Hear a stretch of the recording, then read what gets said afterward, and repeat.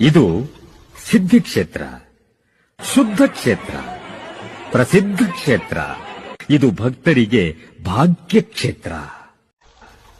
ಇದು ಸಿದ್ಧಿ ಕ್ಷೇತ್ರ, ಶುದ್ಧ ಕ್ಷೇತ್ರ, ಪ್ರಸಿದ್ಧ ಕ್ಷೇತ್ರ. ಇದು ಭಕ್ತರಿಗೆ ಭಾಗ್ಯ ಕ್ಷೇತ್ರ. ಇದು ಸಿದ್ಧಿ ಕ್ಷೇತ್ರ, ಶುದ್ಧ ಕ್ಷೇತ್ರ, ಪ್ರಸಿದ್ಧ ಕ್ಷೇತ್ರ. ಇದು ಭಕ್ತರಿಗೆ ಭಾಗ್ಯ ಕ್ಷೇತ್ರ.